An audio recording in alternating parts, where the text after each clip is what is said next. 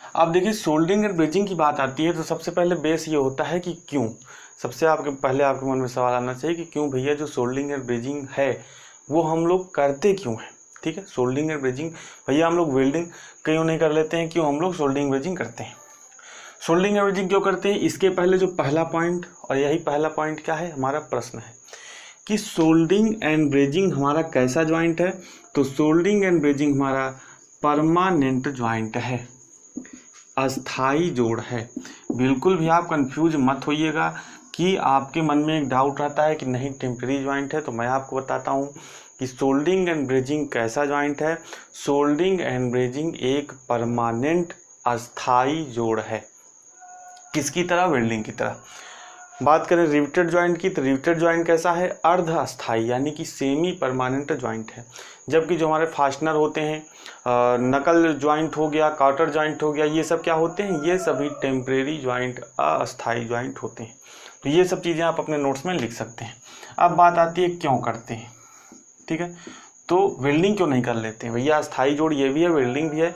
Welding हमारा ज़्यादा मजबूत रहेगा तो वेल्डिंग क्यों कर लेंगे, वेल्डिंग क्यों नहीं कर लेंगे। क्यों हम लोग सोल्डरिंग एंड ब्रिजिंग करते हैं, तो सोल्डरिंग और ब्रिजिंग इसलिए करते हैं कि जब हमको बहुत पतली सीट का ज्वाइंट बनाना रहता है तो वहाँ पे जब हम वेल्डिंग प्रोसेस करेंगे तो वहाँ पे हमारी पूरी धातु ही क्या होगी, पूरे धातु ही हमारा पिघल जाएगा, जिसपे यानी कि जो हमारा बेस मेटल है पूरा प्लेट पतला रहेगा तो क्या रहेगा, वेल्डिंग में जो तापमान जनरेट होता है किसी भी वेल्डिंग में वो लगभग 3000 डिग्री सेंटीग्रेड जनरेट होता है। तो जो हमारा पतला सीट रहेगा वो उस तापमान को सहन नहीं कर पाएगा, वो पूरा मेल्ट हो जाएगा, तो उस पर हम लोग ज्वाइंट नहीं बना सकते हैं वेल्डिंग के कारण। ठीक है, दूसरा क्या बात है कि दूसरा जब इसमें जो भी हमारा सोल्डरिंग एंड ब्रिजिंग है इसमें हम लोग क्या करते हैं कि जो बेस मेटल का तापमान रहता है, यानी कि base metal temperature is always less than melting point. Melting point क्या होता है, गलनांक बिंदु। यानी कि जो भी इसमें टेम्परेचर जनरेट होता है या टेम्परेचर पे जिस भी रेंज पे हम लोग काम करते हैं वो क्या होता है, जो हमारी प्लेट होती है, सीट मेटल जो सीट होती है उसके वो जितने तापमान पर गल जाएगी, हमेशा तापमान क्या होता है उससे कम होता है।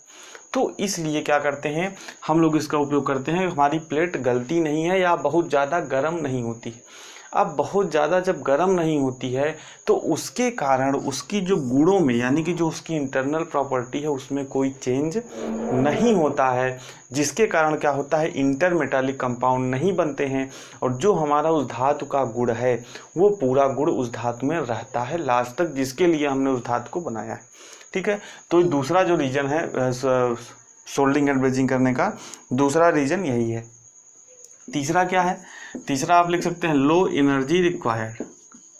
एनर्जी रिक्वायर्ड क्यों, अब भैया 3000 डिग्री सेंटीग्रेड वेल्डिंग में जनरेट करना है तो वहाँ पे हमको ज़्यादा एनर्जी चाहिए होगी ना। जबकि यहाँ पे बात करें अगर सोल्डरिंग की बात करें तो 450 से कम तापमान पर हम लोग करते हैं तो कम एनर्जी लगेगी, और ब्रिजिंग की बात करें तो 800-900 तक हमारा चलता है तब भी कम तापमान कम जो है एनर्जी लगेगी।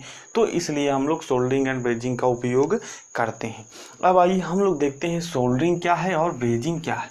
तो ध्यान से देखिएगा, सभी डाउट क्लियर हो जाएंगे। इसके बाद आपको अलग से कुछ पढ़ने की ज़रूरत नहीं पड़ेगी, बस आप जो कुछ भी क्वेश्चन मिले उसको आप कर जाएंगे आसानी से।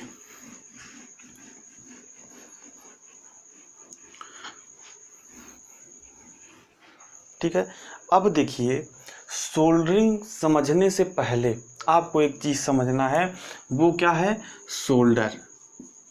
सोल्डरिंग समझने से पहले आपको एक चीज़ समझना है वो है सोल्डर। और सोल्डर 2 प्रकार के होते हैं। सोल्डर कितने प्रकार के होते हैं, 2 प्रकार के होते हैं। ठीक है, ध्यान से समझते जाइए।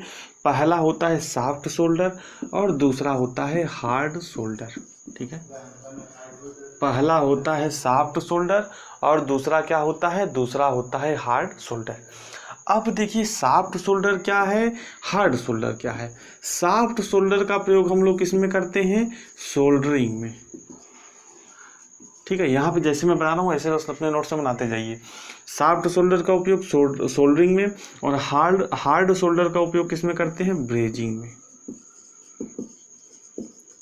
अब कहीं आपने पढ़ा होगा कि ब्रेजिंग में हम लोग किसका उपयोग करते हैं, तो ब्रेजिंग में हम लोग करते हैं स्पेल्टर का उपयोग।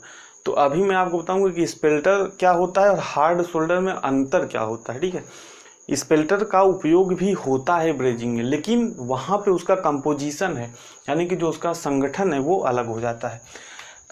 सॉफ्ट सोल्डर देखा आपने, हार्ड सोल्डर देखा। सॉफ्ट सोल्डर का उपयोग सोल्डरिंग में करते हैं।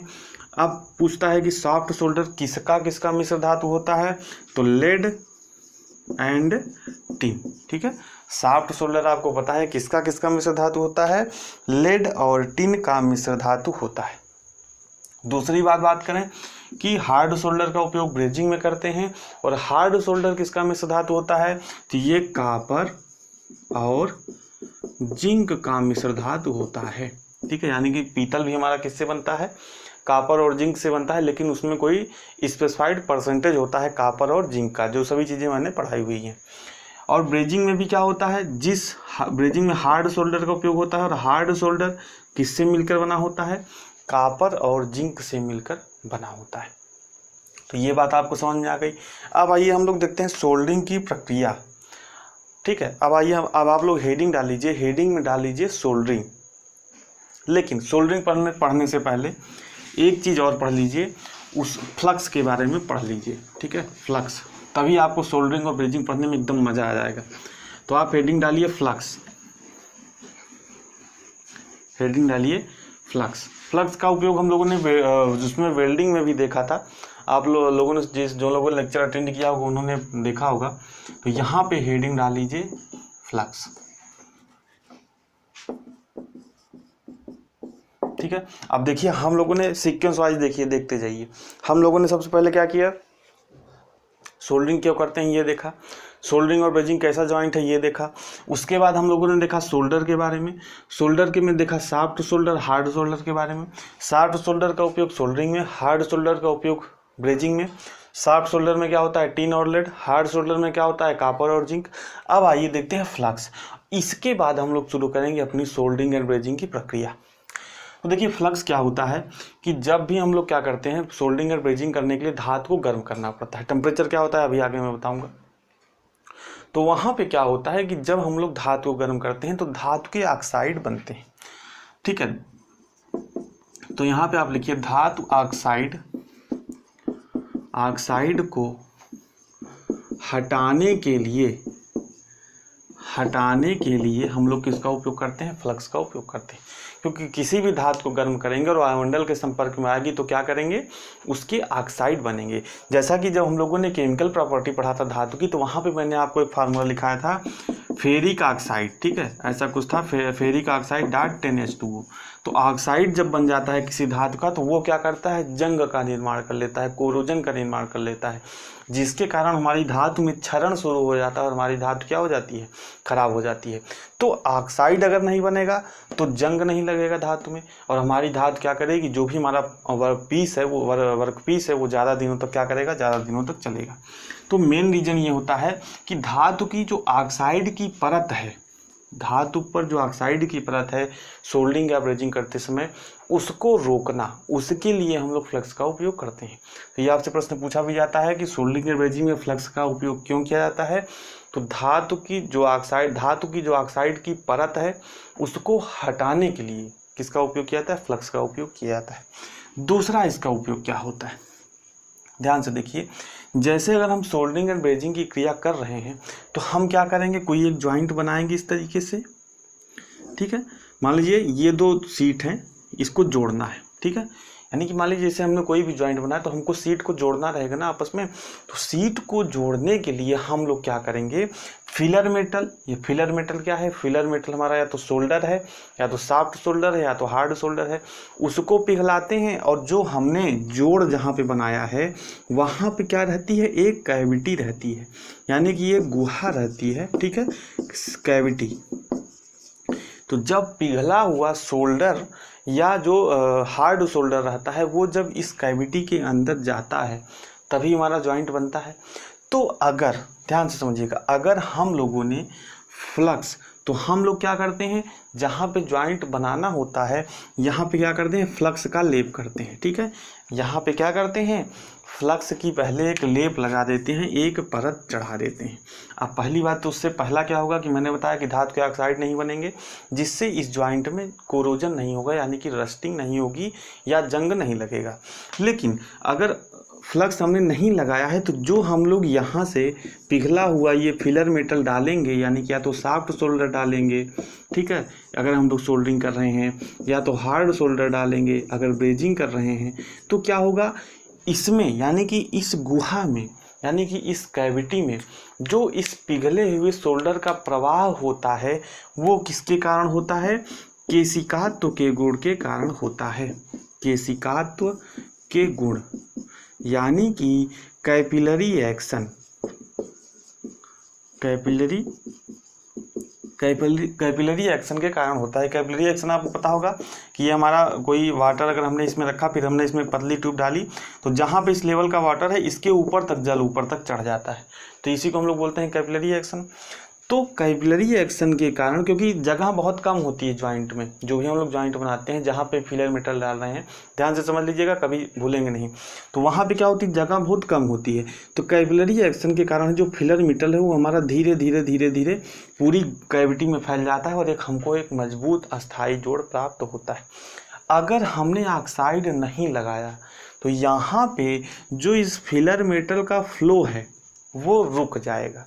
फिलर मेटल का फ्लो इस कैविटी के अंदर सही से नहीं हो पाएगा, और मान लीजिए हमने फिलर मेटल डाला और हमारा फिलर मेटल यहाँ पे जाके रुक गया, यहाँ पे जाके क्या हो गया, रुक गया, और अंदर पूरी कैविटी में, यानी कि जो हमने पूरी कैविटी बनाई है, जो पूरा हमारा जोड़ है उसके नीचे तक गया ही नहीं, तो यहाँ पे जो हमारा जोड़ बनेगा वो क्या हो जाएगा, वो कमज़ोर हो जाएगा। तो यहाँ से आपको फ्लक्स से आपको 2-3 बातें याद रखनी है कि धातु ऑक्साइड को हटाने के लिए, धातु ऑक्साइड को बनने से रोकने के लिए, ठीक है, और जो कैविटी है यानी कि जो जॉइंट है, जॉइंट में सही से प्रवाह हो हमारे पिघले हुए मेटल का, यानी कि सॉफ्ट सोल्डर का या हार्ड सोल्डर का,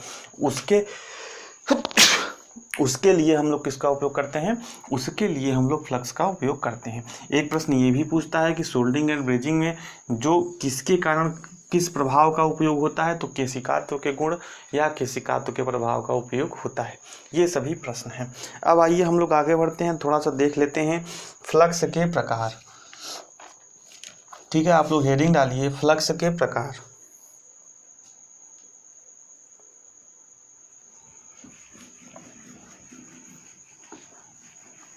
यहाँ से जो प्रश्न बनता है वो आपका क्या बनता है कि कौन से फ्लक्स का उपयोग किस मेटल की सोल्डरिंग या किस मेटल की ब्रेजिंग करते टाइम किया जाता है। बहुत ही ज़्यादा इंपॉर्टेंट है।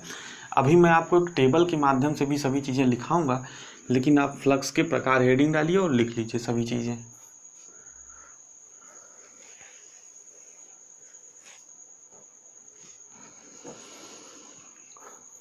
यहाँ पे हेडिंग डालिए फ्लक्स के प्रकार। पहला है HCl। HCl में यहाँ लिख लीजिए डाइल्यूट, यानी कि तनु। डाइल्यूट या तनु का क्या होता है, जिसमें हम लोग पानी मिला देते हैं ज़्यादा मात्रा में, अम्ल की मात्रा उसमें क्या रहती है, बहुत कम हो जाती है, तो उसको हम लोग क्या बोलते हैं, डाइल्यूट बोलते हैं। क्योंकि HCl एक प्रबल अम्ल होता है, इसको हम लोग ऐसे यूज नहीं कर सकते हैं। तो इसका उपयोग देखिए किस तरह के लिए किया जाता है। यहाँ पे लिखिए HCl, तो यहाँ पे लिखिए मृदु यानी कि सॉफ्ट वाला तथा कठोर दोनों सोल्डर के साथ प्रयोग किया जाता है। दोनों सोल्डर के साथ प्रयोग किया जाता है। दोनों सोल्डर के साथ प्रयोग किया जाता है। ठीक है, इसका मुख्य उपयोग जिंक लेपित यानी कि GI शीट। जिंक लेपित चादरों को हम लोग क्या बोलते हैं, जिंक लेपित चादरों को हम लोग GI शीट बोलते हैं। इनका मुख्य उपयोग जिंक लेपित चादरों के साथ किया जाता है। ठीक है, थोड़ा हम लोग जल्दी जल्दी देखेंगे। तो HCl हमारा हो गया। दूसरा देखिए जिंक क्लोराइड, जिंक क्लोराइड, ये सब हमारे फ्लक्स हैं। ठीक है, जिंक क्लोराइड, इसका फार्मूला JtNCl2। तो इसका लिखिए, इसका उपयोग तांबे तथा पीतल के साथ किया जाता है। यही उपयोग आपके लिए बहुत ज़्यादा इंपॉर्टेंट है। आपसे पूछेगा कि पीतल के साथ, पीतल की सोल्डरिंग करते समय हम लोग किस फ्लक्स का उपयोग करते हैं। तो पीतल की सोल्डरिंग करते समय हम लोग किसका उपयोग करेंगे, जिंक क्लोराइड का उपयोग करेंगे। तो बहुत ही ज़्यादा इंपॉर्टेंट चीज़ें ये है। तीसरा है, आप लिखिए साल अमोनियक, साल अमोनिक या अमोनियक जो भी आप समझिए, साल अमोनिक भी से बोलते हैं, अमोनियक भी बोल सकते हैं। तो इसका उपयोग कहाँ पे किया जाता है, इसका उपयोग देखने से पहले कि यहाँ पे इसको बनाया कैसे जाता है, तो आधा लीटर यहाँ पे लिखिए, आधा लीटर पानी, आधा लीटर पानी में 109 ग्राम, 109 ग्राम साल अमोनियक, साल अमोनियक मिलाकर, साल अमोनियक मिलाकर इसे बनाया जाता है। ठीक है, थोड़ा मैं जल्दी जल्दी लिख रहा हूँ, तो आप, मैं बोल भी रहा हूँ, अगर आपको कोई चीज़ नहीं समझ में आ रही तो आप जो मैं बोल रहा हूँ वही आप अपने नोट्स में लिख लीजिए। ठीक है, और इसका जो उपयोग है कहाँ पे किया जाता है, इसका उपयोग टिन शीट्स के साथ किया जाता है। तो यहाँ पे लिखिए टिन शीट्स, इसका टिन शीट यानी कि जैसे टिन की कोई चादर है तो उसके साथ इसका उपयोग फ्लक्स के रूप में किया जाता है साल अमोनियक का। अगला लिखिए, अगला लिखिए, अगला है हमारा बोरेक्स। और बोरेक्स को इंग्लिश में क्या बोलते हैं, बोरेक्स को इंग्लिश में बोलते हैं, सॉरी, बोरेक्स को हिंदी में बोलते हैं सुहागा। ठीक है,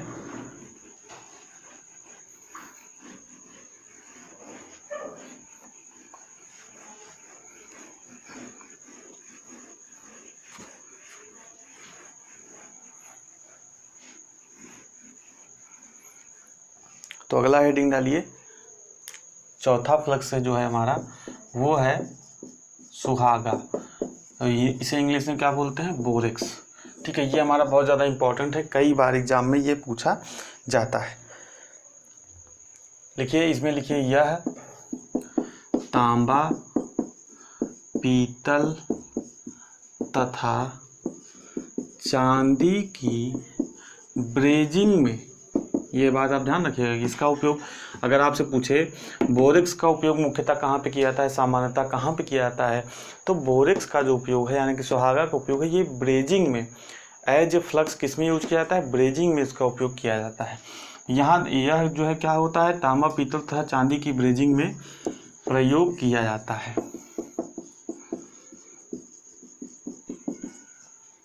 घबराइए मत, अभी एक मैं टेबल बनाऊंगा उसमें सभी चीज़ें आपको ऐसे लिखाऊंगा कि याद हो जाएगी। पांचवा लिखिए, पांचवा है हमारा बिरोजा। पांचवा जो फ्लक्स है इसे बोलते हैं बिरोजा। ठीक है, इंग्लिश में बोलते हैं रेजिन। ठीक है, इसका उपयोग देख लीजिए आप, इसका उपयोग सोल्डरिंग में, बिजली के उपकरणों में, बिजली के उपकरणों में किया जाता है। ठीक है, ये आप इसमें से ध्यान रखिए। अब आइए, अब आप हेडिंग डाल लीजिए, क्या हेडिंग डाल लीजिए अब, सोल्डरिंग। अब हेडिंग डाल लीजिए सोल्डरिंग, क्योंकि इतनी चीज़ें हम लोगों ने पढ़ ली।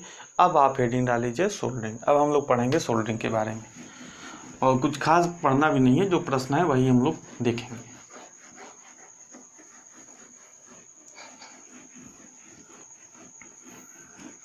और सभी लोग नोट्स जरूर बनाइए।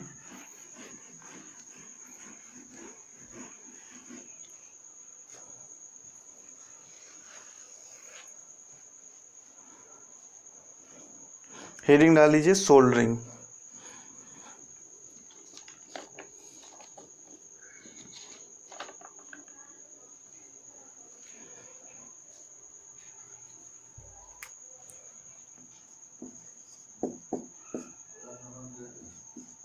अब यहाँ पे जैसे मैं पॉइंट लगा के लिख रहा हूँ वैसे भी आप क्या करते हैं, सभी चीज़ें लिखते जाइए जो हमारे क्या हैं, जो हमारे प्रश्न ही हैं, यानी कि जो भी पॉइंट मैं लिखा रहा हूँ सभी क्या है, प्रश्न है। पहला पॉइंट पूछता है तापमान।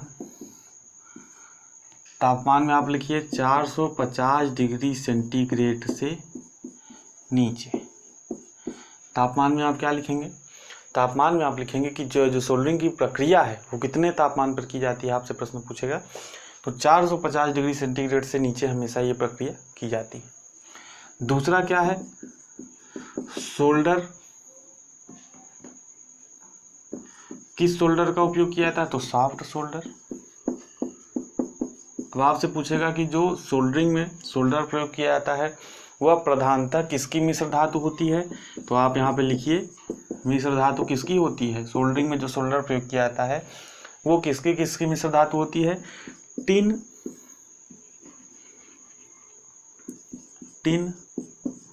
तथा लेड। ठीक है।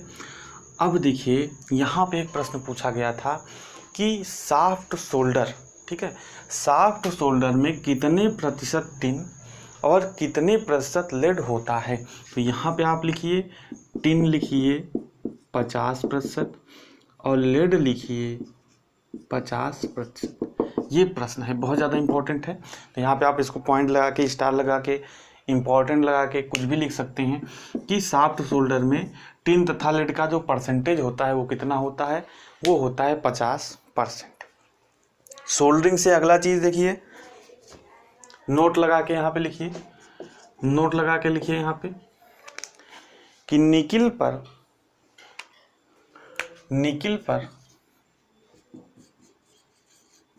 पर क्या करना, सोल्डरिंग करना कठिन है या नहीं की जाती। आप लिख लीजिए निकिल पर सोल्डरिंग करना कठिन है। ठीक है, तो इतने प्रश्न हो गए।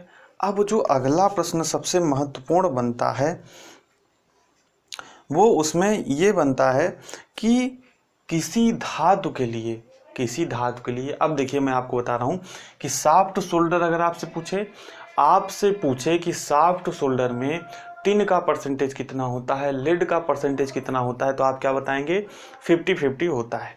लेकिन अगर आपसे पूछे किसी स्पेसिफिक धातु के लिए कि अगर पीतल की हमको सोल्डरिंग करनी है, तो बताइए इसके लिए जो हम सोल्डर प्रयोग करेंगे उसमें टिन का परसेंटेज कितना होगा और लेड का परसेंटेज कितना होगा। प्रश्न आपसे अगला कैसे पूछेगा कि पीतल की सोल्डरिंग करते समय हम लोग किस फ्लक्स का उपयोग करेंगे।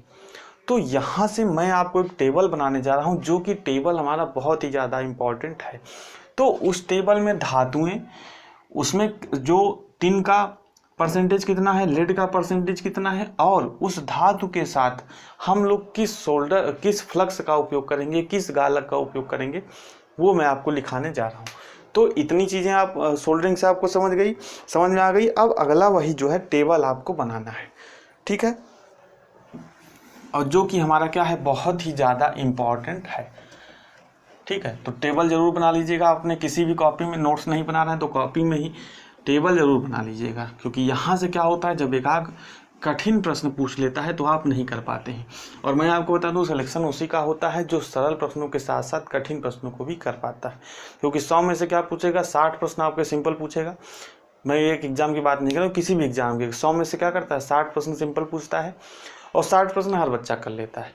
लेकिन जो बच्चा जो है, जो स्टूडेंट है, वो क्या कर लेता है, 40% जो कठिन प्रश्न है उसमें से जितने ज़्यादा से ज़्यादा मैक्सिमम प्रश्नों को कर पाता है वही सिलेक्शन की ओर बढ़ता है। 60 के बीच में तो बहुत आएंगे, सबका आप नंबर देखेंगे, कोई भी एग्जाम अगर आपके साथी होंगे सबका नंबर 50-60 सबका ऐसे आता है। क्यों? क्योंकि उस लेवल के प्रश्न सभी कर पा रहे हैं।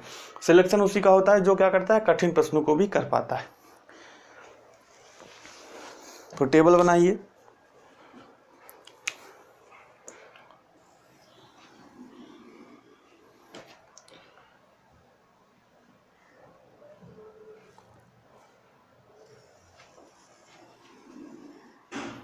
इधर आप कॉलम बनाइए, इधर का कॉलम बनाइए, जोड़ी जाने वाली धातु,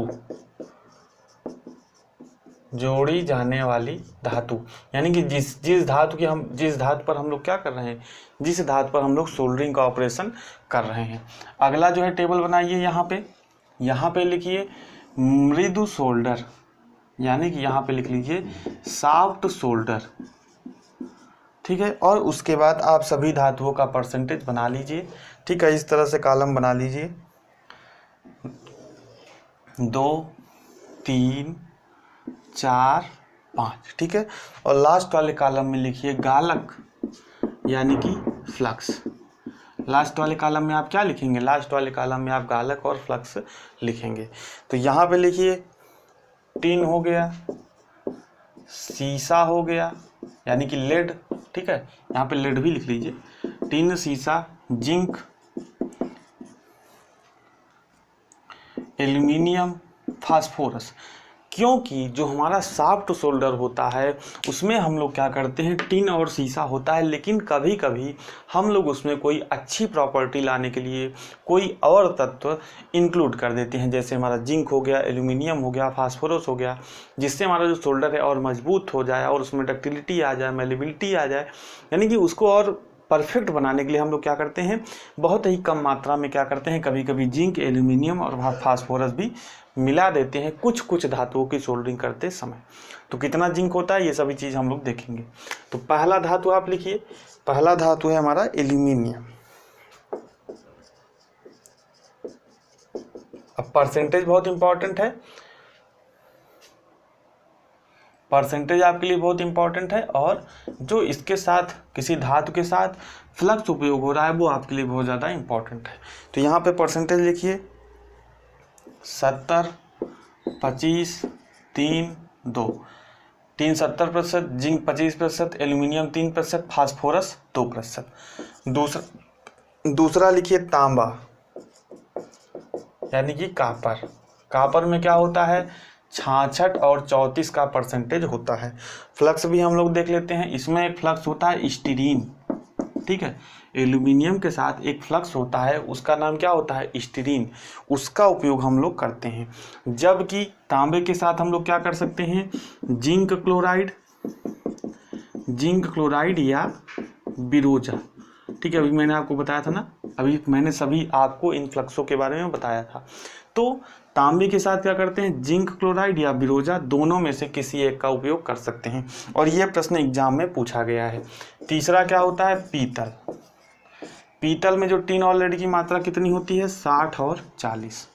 ये मैं सोल्डरिंग की बात कर रहा हूँ, कंफ्यूज मत होइएगा कि अगर हम पीतल की सोल्डरिंग कर रहे हैं तब इतना परसेंटेज होगा इन सभी चीज़ों का, और ये फ्लक्स उपयोग होगा। अभी जब हम लोग आगे ब्रेजिंग पढ़ेंगे तो उसके लिए हम लोग एक ब्रेजिंग वाला टेबल बनाएंगे, तो वहाँ पे पीतल में जो हार्ड सोल्डर होगा वो उपयोग होगा और उसके साथ किसी दूसरे फ्लक्स का उपयोग होगा। तो कन्फ्यूज आपको नहीं होना है।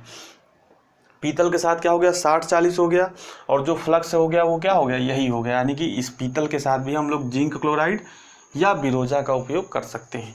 चौथा धातु लिखिए, चौथा है लोहा तथा इस्पात, यानी कि लोहा तथा स्टील आप लिख लीजिए।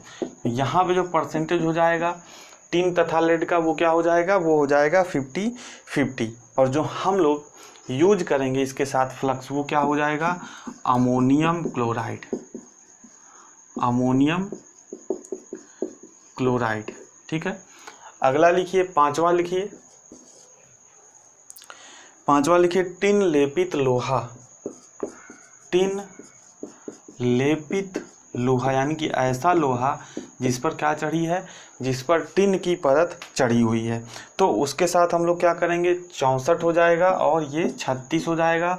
किस फ्लक्स का उपयोग करेंगे, तो इसके साथ हम लोग उपयोग करेंगे बिरोजा का, ठीक है।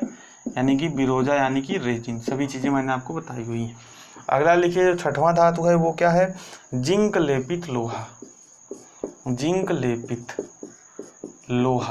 ठीक है। यहाँ पे आप लिख लीजिए GICT भी इसको बोलते हैं। तो जिंक लेपित लोहा, इसमें क्या हो जाएगा परसेंटेज, 58-42। अगर आपसे परसेंटेज पूछे तो एक बात आप ध्यान रखिएगा, अगर आपसे डायरेक्ट बस ये प्रश्न पूछता है कि सॉफ्ट सोल्डर में टिन तथा लेड का परसेंटेज बताइए, तो आपको क्या बताना है, 50-50, यानी कि टिन का परसेंटेज 50 और लेड का परसेंटेज 50।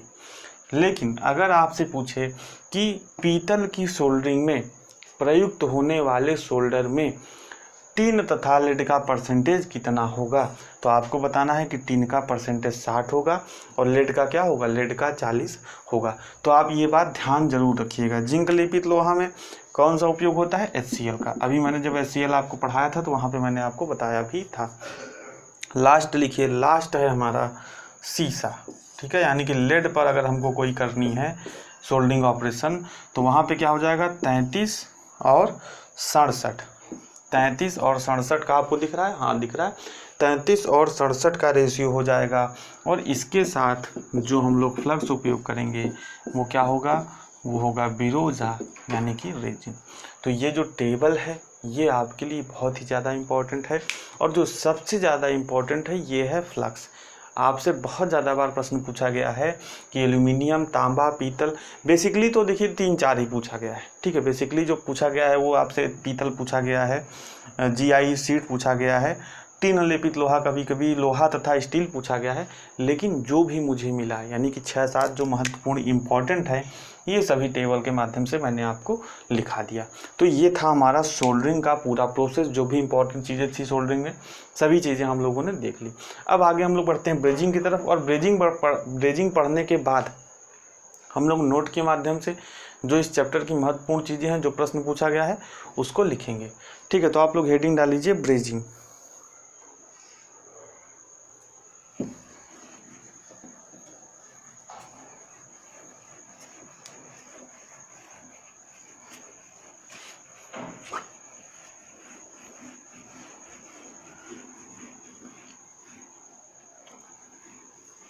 वीडियो पसंद आ रहा हो, समझ में चीज़ें आ रही हो तो लाइक ज़रूर कर दीजिए, ठीक है, क्योंकि वही इस समय मोटिवेशन है। अभी यूट्यूब कुछ पैसा वैसा नहीं देती है भाई, तो लाइक कर दो यार सभी लोग।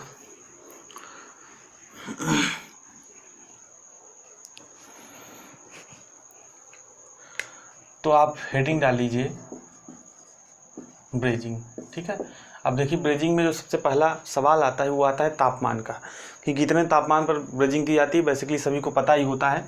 तो 450 डिग्री सेंटीग्रेड से 870 डिग्री सेंटीग्रेड तक क्या की जाती है, ब्रेजिंग की जाती है। और अगर आपसे पूछे कितने तापमान पर की जाती है तो आपको क्या बताना है, ऑप्शन ऊपर नीचे में दिया है, यानी कि 450 डिग्री से ऊपर, 450 डिग्री से नीचे। तो इस तरीके के ऑप्शन में आपको क्या बताना है कि 450 डिग्री सेंटीग्रेड से ऊपर के हमारे तापमान पर हमारी क्या की जाती है, ब्रेजिंग की प्रक्रिया की जाती है। अब मैंने आपको इसमें क्या बताया कि किसका उपयोग किया जाता है, हार्ड सोल्डर का। किसका उपयोग किया जाता है, हार्ड सोल्डर का। कहीं कहीं आपको बुक में क्या दिखता है, और हार्ड सोल्डर किसका मिक्सचर होता है, कॉपर प्लस जिंक का, ठीक है। और कहीं कहीं बुक में आपको दिखता है कि ब्रेजिंग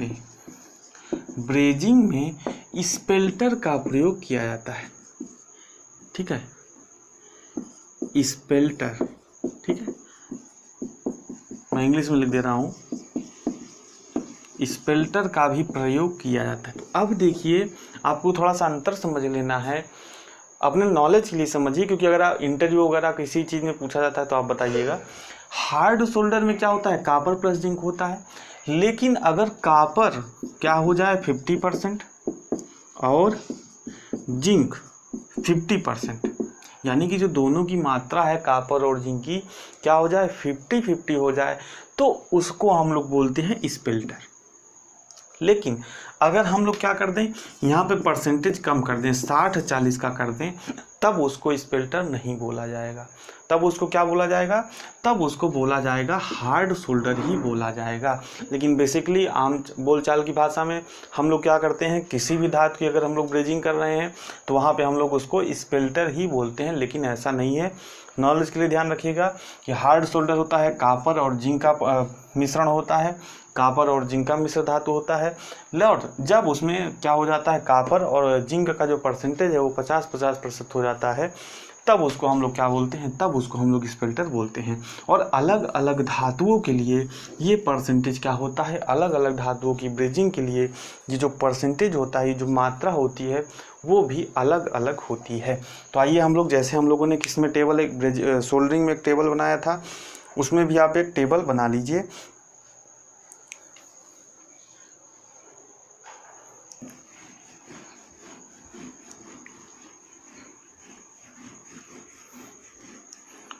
ठीक है, जैसे आप लोगों ने एक टेबल बनाया था वैसे ही ब्रेजिंग में भी एक टेबल बना लीजिए।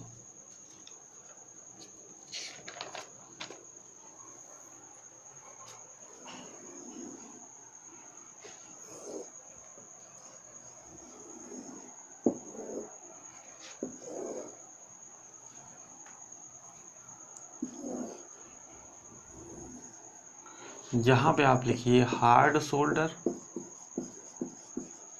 यहाँ पे लिखिए फ्लक्स, यहाँ पे लिखिए जोड़ी जाने वाली धातु, जोड़ी जाने वाली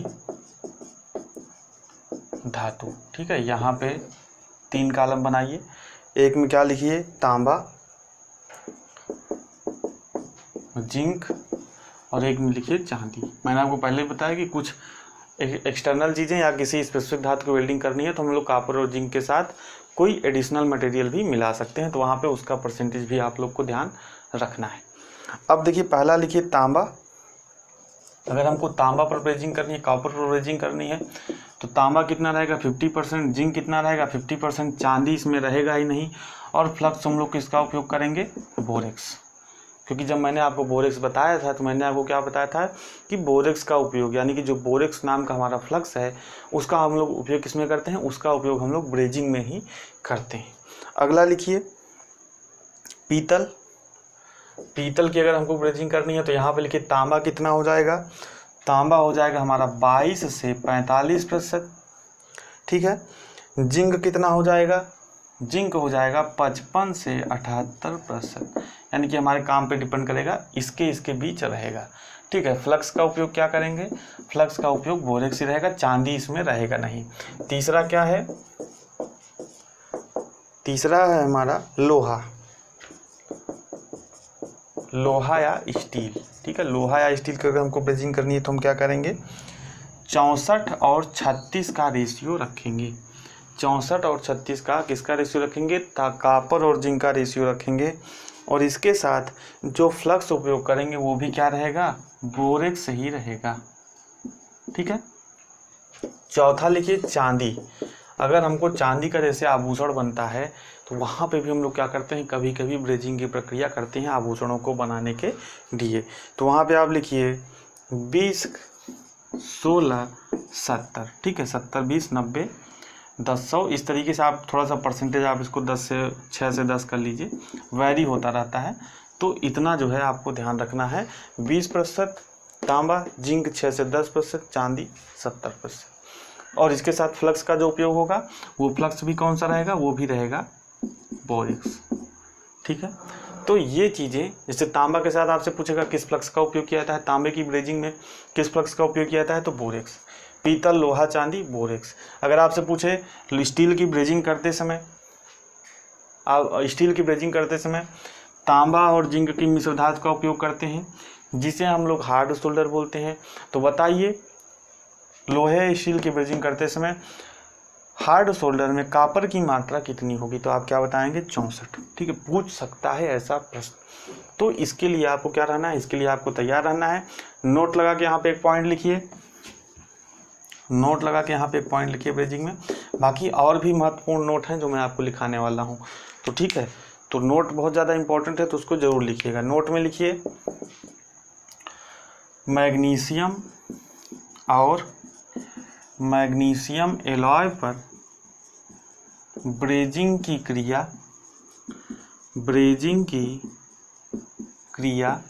नहीं की जाती है, नहीं की जाती है।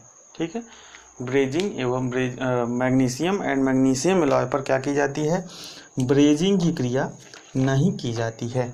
ठीक है, अब आइए एक जो सोल्डरिंग इक्विपमेंट होता है, सोल्डरिंग एंड ब्रेजिंग इक्विपमेंट, तो हम लोग क्या करते हैं, एक ही इक्विपमेंट का उपयोग करते हैं।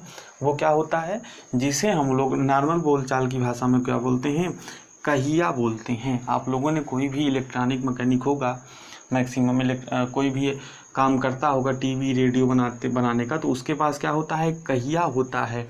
लेकिन अगर उसको इंजीनियरिंग की भाषा में हम लोग बोलें तो उसको हम लोग क्या बोलते हैं, उसको हम लोग बोलते हैं सोल्डरिंग आयरन। ठीक है, उसको हम लोग क्या बोलते हैं, देखिए कुछ ऐसा होता है, उसको हम लोग बोलते हैं सोल्डरिंग आयरन।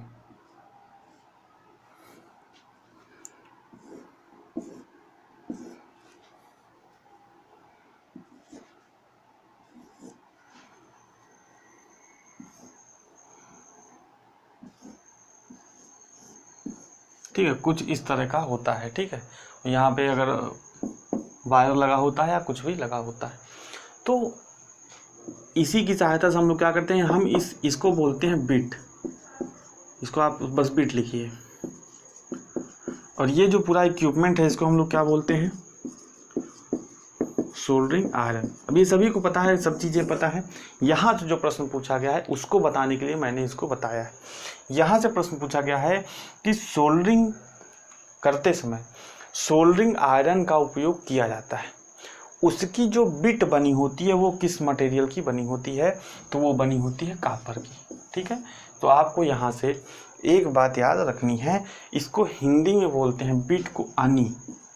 ठीक है, बहुत लोग जो कमेंट कर रहे थे कि हिंदी में पढ़ाई, तो हिंदी में पूरा कोशिश कर रहा हूँ कि हिंदी इंग्लिश मिला के पढ़ाया जाए ताकि आपको इंग्लिश का भी थोड़ा बहुत ज्ञान हो। ठीक है, तो यहाँ पे जो इसका बिट होता है, ये प्रश्न आपसे पूछा गया है, सोल्डरिंग आयरन का जो बिट है वो किसका बना होता है, वो बना होता है कॉपर का। ठीक है, तो यहाँ से आपको इतनी बात याद रखनी है। अब आइए हम लोग पढ़ते हैं नोट्स की तरफ। आप हेडिंग डाल लीजिए कुछ महत्वपूर्ण तथ्य, कुछ महत्वपूर्ण बिंदु, और ऐसे 1 2 3 4 5 करके लिखते जाइए सभी चीज़ों को। ठीक है,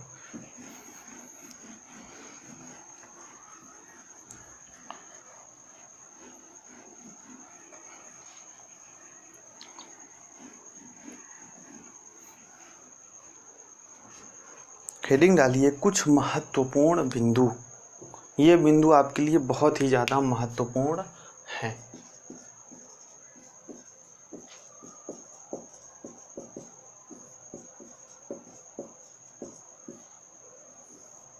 ठीक है, यहाँ पे पहला पॉइंट करके लिखिए,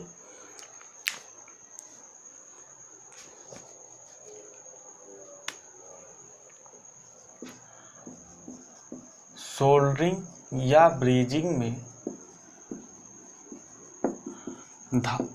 धातु को, सोल्डरिंग या ब्रेजिंग में धातु को जोड़ते समय ज्वाइंट में फिलर मेटल। ठीक है, फिलर मेटल मतलब वही जो सॉफ्ट सोल्डर या जो हार्ड सोल्डर है वो। ठीक है, फिलर मेटल का प्रवाह, पूछा गया प्रश्न है किस गुण के कारण, यानी कि ज्वाइंट में जो फिलर मेटल का प्रवाह या जो सोल्डरिंग हार्ड सॉफ्ट सोल्डर और जो हार्ड सोल्डर का प्रवाह होता है वह किस गुण के कारण होता है, किस गुण के कारण होता है, केशिकात्व के गुण के कारण, केशिकात्व के गुण के कारण, यानी कि इंग्लिश में इसे क्या बोलते हैं, कैपिलरी एक्शन। कैपिलरी एक्शन के कारण क्या होता है, केशिकात्व जो है फिलर का प्रवाह होता है। दूसरा नोट लिखिए, निम्न में से कौन, ठीक है, यहाँ पे आपसे प्रश्न पूछेगा तो निम्न में से मैं हटा दे रहा हूँ, कौन टाँका लगाने की विधि नहीं है, तो ये कौन सी विधि नहीं है, वेल्ड टाँका। ठीक है, अब आप देखिए टाँका है क्या, टाँका को इंग्लिश में बोलते हैं टैकिंग, टाँके को इंग्लिश में क्या बोलते हैं, टैकिंग। अब देखिए अगर हम कोई सोल्डरिंग या ब्रेजिंग या कोई भी ऑपरेशन कर रहे हैं, सोल्डरिंग या ब्रेजिंग कोई भी ऑपरेशन कर रहे हैं, बहुत लंबी कोई सीट है और बहुत लंबा कोई हमको ज्वाइंट बनाना है सोल्डरिंग या ब्रेजिंग के द्वारा। ये मान लीजिए पहली सीट है और ये दूसरी सीट है, ये बीच में इनके गैप है, हमको क्या करना है, इसमें ज्वाइंट बनाना है। यानी कि बस जोड़ देना है धातुओं को, कोई नेसेसरी नहीं है कि हम लीक प्रूफ जॉइंट बनाएं। अब भैया लीक प्रूफ जॉइंट बनाना रहेगा तो पूरा यहाँ से लेके लास्ट तक आपको सोल्डर लगाना रहेगा, लेकिन हमको बस इस प्लेट को किसी तरीके से जोड़ देना है, कोई लीक प्रूफ जॉइंट नहीं बनाना है। तो हम क्या करेंगे, जो सोल्डरिंग की प्रक्रिया करेंगे वो एक समान ना करके क्या करेंगे, कुछ कुछ दूरी पर, सोल्डरिंग या ब्रेजिंग जो भी करें, कुछ कुछ दूरी पर क्या करेंगे, सोल्डरिंग की प्रक्रिया करेंगे। ठीक है, अगर हमको लीक प्रूफ जॉइंट नहीं बनाना है तो जब थोड़ी थोड़ी दूरी पर सोल्डरिंग की प्रक्रिया करेंगे तो इसको हम लोग क्या बोलते हैं, इसको हम लोग बोलते हैं टाँका लगाना, या इसी को बोलते हैं टैकिंग। जैसे मतलब क्या कर देता है कि आप कोई भी वेल्डिंग भी कराने जाते होंगे तो क्या कर देता है, जगह जगह क्या कर देता है, वेल्ड कर देता है, तो उसको क्या बोलेंगे, उसको वेल्डिंग वाला बोलेंगे। लेकिन सोल्डरिंग में क्या बोलेंगे, जगह जगह पर हम लोग क्या करते हैं, दूरी दूरी पर थोड़ी थोड़ी सोल्डरिंग की प्रक्रिया कर देते हैं, बीच बीच में जगह छोड़ देते हैं, क्योंकि हमको लीक प्रूफ जॉइंट बनाना नहीं है। तो यही प्रक्रिया, ये प्रक्रिया जो होती है इसको हम लोग क्या बोलते हैं, थोड़ी थोड़ी दूरी पर सोल्डरिंग करने की प्रक्रिया, इसी को हम लोग बोल देते हैं टाँका लगाना। ठीक है, नॉर्मल आम बोलचाल की भाषा में इसे हम लोग बोल देते हैं टैकिंग, या इसी को बोलते हैं टाँका लगाना। तो कौन सा टाँका लगाने की विधि नहीं है, वेल्ड टाँका लगाने की विधि नहीं है। तीसरा लिखिए, विद्युत तारों को जोड़ने की प्रक्रिया क्या कहलाती है। विद्युत तारों को जोड़ने की प्रक्रिया क्या कहलाती है, सोल्डरिंग कहलाती है भैया, क्योंकि हमको पता है कि जो भी हम विद्युत तारों को जोड़ते हैं किसके माध्यम से, सोल्डरिंग के माध्यम से। चौथा पॉइंट लिखिए, सोल्डरिंग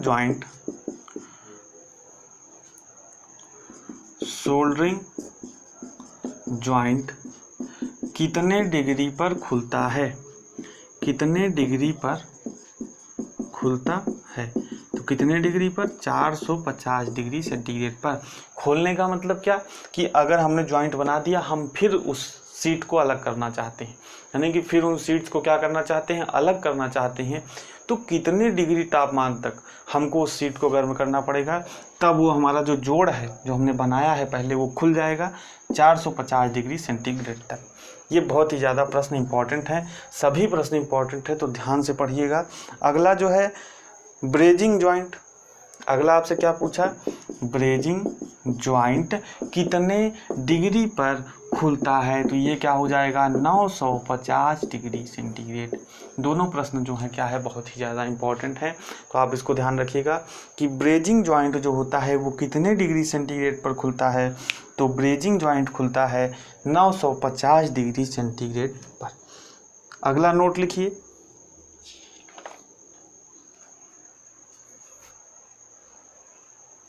नोट नंबर 6।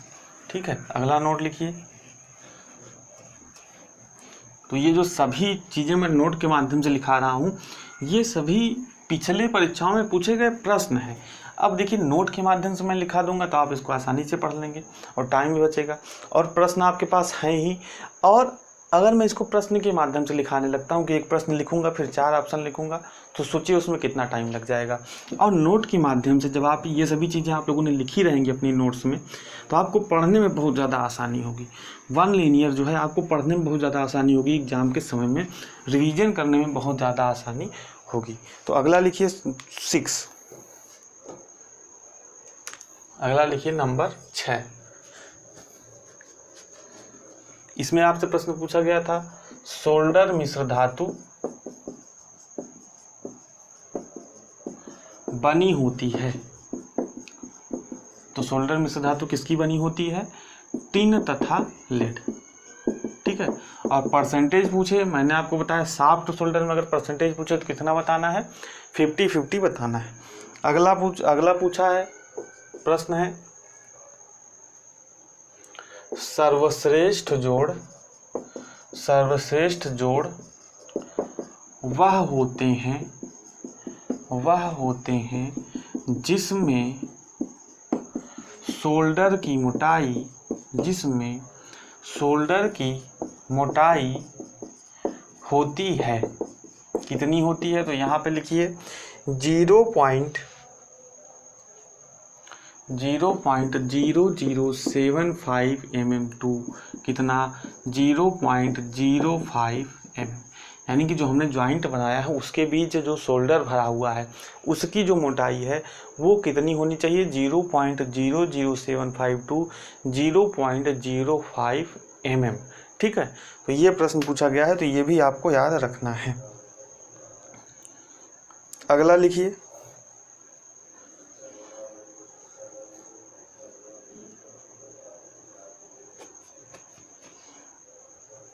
अगला देखिए एक प्रश्न मैं लिख देता हूं। इसमें आपसे पूछा है शोल्डर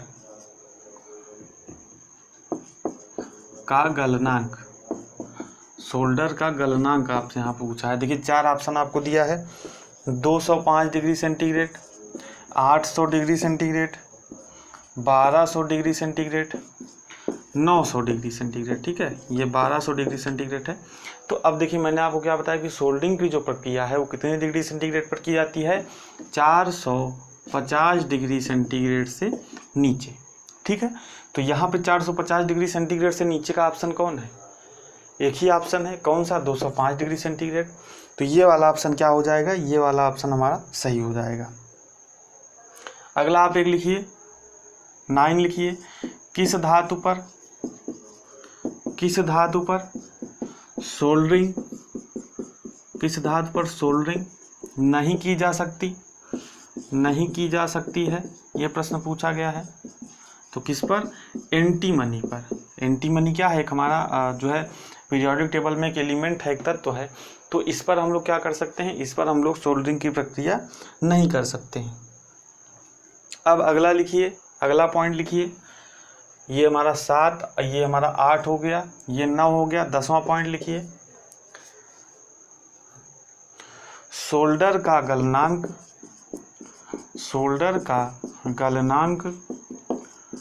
बढ़ाने के लिए मिलाई जाने वाली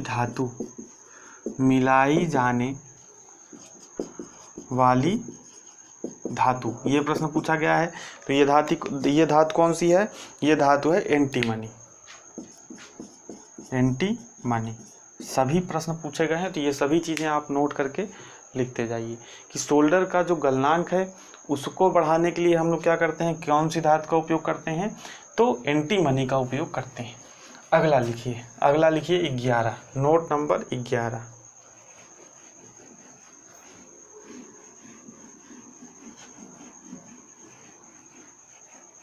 नोट नंबर 11 में आपसे क्या पूछ सकता है कि शोल्डर का गलनांक घटाने के लिए कैसे हम लोगों ने क्या किया, शोल्डर का गलनांक बढ़ाने के लिए क्या किया, एंटीमनी को मिलाया। उसी तरीके से शोल्डर का गलनांक घटाने के लिए हम लोग कौन सी धातु मिलाएंगे।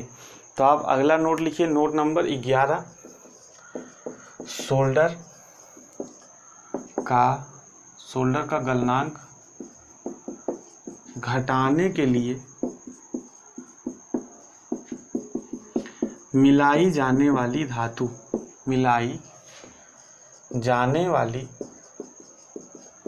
धातु क्या हो जाएगी, ये होती है हमारी बिस्मथ। ठीक है, तो ये आप लिख लीजिए। अगला लिखिए, अगला प्रश्न आपसे पूछा गया था, ब्रेजिंग में सामान्य रूप से प्रयोग होने वाला फ्लक्स है, क्या होता है इसको, ये कौन सा फ्लक्स होता है, मैंने अभी आपको बताया था, बोरेक्स। हिंदी में क्या बोलते हैं, सुहागा। ठीक है, ये प्रश्न भी आपसे पूछा गया है, तो सभी चीज़ें आप नोट करते चलिए। अगला प्रश्न है 13, क्या पूछा गया है, ए सोल्डरिंग ज्वाइंट। ये जो भी चीज़ें मैं आपको नोट के माध्यम से लिखा रहा हूँ, मैं आपको एक चीज़ क्लियर कर दूँ, ये सभी प्रश्न हैं और ये सभी प्रश्न किसी न किसी एग्जाम में पूछे गए हैं। जैसे कोई प्रश्न इसरो में पूछा गया है, कोई DRDO के एग्ज़ाम में पूछा गया है फिटर के, कोई जो लखनऊ मेट्रो में पूछा गया है, कोई क्या बोलते हैं दिल्ली मेट्रो में पूछा गया है। सभी प्रश्न, कोई TG2 में भी 3-4 प्रश्न मैंने लिखा है, ये 3-4 प्रश्न UP TG2 में पूछे गए हैं। तो सभी प्रश्न जो हैं किसी न किसी परीक्षा में पूछे गए हैं, जिनको मैं नोट के माध्यम से लिखा रहा हूँ। अब यहाँ पे आपसे अगला प्रश्न पूछा है, ए सोल्डरिंग जॉइंट, यानी कि जो एक सोल्डरिंग जॉइंट होता है वो क्या होता है, ब्रेजिंग से मजबूत होता है। आपको इस तरीके से 4 ऑप्शन दिया रहेगा, ब्रेजिंग से मजबूत, वेल्डिंग से मजबूत, ठीक है, ब्रेजिंग से कमज़ोर, ब्रेजिंग से कमज़ोर, और चौथा क्या हो गया, चौथा हो गया नन। तो एक देखिए जो सोल्डरिंग जॉइंट होता है वो क्या होता है, वो हमेशा ब्रेजिंग से कमज़ोर होता है। तो कौन सा ऑप्शन सही हो जाएगा, ऑप्शन नंबर सी आपका यहाँ पे सही हो जाएगा, ठीक है। और अगला 14 नंबर आप यहाँ पे लिख लीजिए, सॉफ्ट शोल्डर की संरचना। मैंने आपको कई बार बताया, सॉफ्ट शोल्डर की संरचना में लेड कितना होता है 50 और टिन कितना होता है 50। नोट नंबर 15 लिखिए, फ्लक्स का उपयोग क्यों करते हैं, मैं लिख नहीं रहा, मैं बोल दे रहा हूँ। नोट नंबर 15 में आप लोग लिखिए कि फ्लक्स का उपयोग क्यों करते हैं, तो ऑक्साइड की परत को हटाने के लिए और नई परत ना बने उसके लिए उपयोग करते हैं। तो आप यहाँ पे लिख लीजिए फ्लक्स का उपयोग 15वें नंबर पे नोट में, कि ऑक्साइड परत को हटाने के लिए फ्लक्स का उपयोग किया जाता है। तो ये था हमारा मुख्यतः जो है सोल्डरिंग और ब्रेजिंग से जुड़ा हुआ सभी चीज़ें मैंने आपको क्लियर करने का प्रयास किया है। अगर आपको कोई डाउट हो तो आप बिल्कुल कमेंट कर सकते हैं, ठीक है। जैसे आपको कोई अगर डाउट हो, कोई प्रश्न हो तो आप कमेंट करिएगा, मैं उसका जो है रिप्लाई करने की कोशिश करूंगा। या अगर कोई डाउट रहेगा तो नेक्स्ट वीडियो शुरू करने से पहले आपको उस प्रश्न का जवाब दे दूंगा, ठीक है। तो ये था हमारा सोल्डरिंग एंड ब्रेजिंग से जुड़ा हुआ चैप्टर। अब देखिए 1-2 चीज़ें और हैं जो थोड़ी सी महत्वपूर्ण, बहुत ज़्यादा नहीं है इसलिए मैंने उसको नहीं पढ़ाई। ब्रेजिंग की विधियाँ, यानी कि ब्रेजिंग मेथड्स, यानी कि ब्रेजिंग करने के लिए हम लोग किन किन मेथड्स का उपयोग करते हैं। तो देखिए पहला मेथड आप सुन लीजिए, ध्यान से समझ में आ जाएगा, ब्लो पाइप ब्रेजिंग। अब ब्लो पाइप ब्रेजिंग में क्या होता है, पूछा नहीं गया ये कभी प्रश्न ये पूछा नहीं गया है कि ब्लो पाइप ब्रेजिंग क्या होता है, फर्नेस ब्रेजिंग क्या होता है और इमर्सन ब्रेजिंग क्या होता है। लेकिन आपकी जानकारी के लिए मैं बता दे रहा हूँ कि मान लीजिए अगर प्रश्न पूछ ही ले तो आप उसके लिए तैयार रहें। तो आप लिख भी सकते हैं, जो मैं बोल रहा हूँ उसको आप लिख भी सकते हैं अपने नोट्स में। ध्यान से सुनिए, ब्रेजिंग मेथड्स, यानी कि ब्रेजिंग करने के लिए हम लोग किन किन विधियों का प्रयोग करते हैं। तो पहला है ब्लो पाइप ब्रेजिंग। अब ब्लो पाइप ब्रेजिंग में क्या होता है कि अब देखिए जैसे हम लोग क्या करते हैं, किसी भी अगर सोल्डरिंग करनी है, ब्रेजिंग करनी है तो धातु को गर्म करने की ज़रूरत पड़ेगी या सोल्डरिंग बिट को गर्म करने की ज़रूरत पड़ेगी। तो हम लोग क्या करते हैं इस वाले ब्रेजिंग में, यानी कि यहाँ पे अगर कोई है, यहाँ पे कैविटी बनी हुई है तो इस कैविटी पे हम लोग फ्लक्स रखेंगे और ये हार्ड शोल्डर रखेंगे। उसके बाद ब्लो पाइप, यानी कि जो हमारा टार्च होता है जिससे हम लोग क्या करते हैं वो फ्लेम निकलती है, उसको क्या करेंगे, उसको इस पर फोकस्ड कर देंगे। तो हमारी धातु भी गर्म होगी, फ्लक्स भी गर्म होगा, जो यहाँ पे हार्ड शोल्डर रहेगा या स्पेल्टर रहेगा वो भी गर्म होगा और इस जॉइंट के अंदर चला जाएगा। इस तरीके से हमारी ब्रेजिंग हो जाएगी, ठीक है। तो ये हमारा ब्रेजिंग मेथड पहला। दूसरा क्या है, फर्नेस ब्रेजिंग। फर्नेस ब्रेजिंग में हम लोग क्या करेंगे, धातु के टुकड़ों को गर्म करने के लिए किसी न किसी भट्टी का प्रयोग करेंगे, फर्नेस का उपयोग करेंगे। और तीसरा होता है इमर्सन ब्रेजिंग। इमर्सन ब्रेजिंग में क्या होता है कि जो भी हमारा शोल्डर है, ध्यान से समझिएगा, जो भी हमारा यहाँ पे शोल्डर है ये पिघली हुई अवस्था में किसी न किसी टैंक में भरा रहता है, किसी न किसी टैंक में भरा रहता है। तो हम लोग क्या करते हैं, जो अपना जॉइंट हम लोगों ने बना लिया है थोड़ा सा, उसको क्या करते हैं इस टैंक में डुबा के निकाल लेते हैं। तो जहाँ पे भी जॉइंट रहता है वहाँ पे शोल्डर पूरी तरीके से क्या करता है, भर जाता है। इसका उपयोग किसका, मुख्यतः किसमें, मास प्रोडक्शन में किया जाता है। तो अगर मास प्रोडक्शन में कोई हमको सोल्डरिंग ब्रेजिंग करनी है तो हम लोग इमर्सन ब्रेजिंग का उपयोग करते हैं। तो आप नोट लगा के नोट नंबर 16 लिख भी सकते हैं कि मास प्रोडक्शन में किस ब्रेजिंग मेथड का उपयोग किया जाता है। तो मास प्रोडक्शन में इमर्सन ब्रेजिंग मेथड, आप इंग्लिश में लिख लीजिए इमर्सन, हिंदी में लिख लीजिए और यहाँ पे लिखिए immersion. Immersion brazing method, immersion का बेसिकली जो मतलब होता है वो होता है डुबाना, ठीक है, इमर्स करना, ठीक है। तो इमर्सन ब्रेजिंग मेथड का उपयोग हम लोग किसमें करते हैं, मास प्रोडक्शन वाले में जो है करते हैं। तो ये था हमारा आज का सोल्डरिंग और ब्रेजिंग का चैप्टर। अपनी तरफ से मैंने पूरी कोशिश किया है कि कोई भी चीज़ छूटे ना। अगर आपको लगता है कोई चीज़ छूटे तो आप 1-2 क्वेश्चन अपना बुक वगैरह से खुद, जो भी आपके पास बुक होगी कोई भी फिटर की, तो आप उससे एक बार ये चैप्टर जरूर पढ़ लीजिएगा। ठीक है, तो जो भी चीज़ छूटी होगी आपको वहाँ से क्लियर हो जाएगी। तो अगर लास्ट में वीडियो आपको पसंद आया हो तो लाइक कर दीजिए और साथ ही साथ शेयर कर दीजिए अपने दोस्तों के साथ।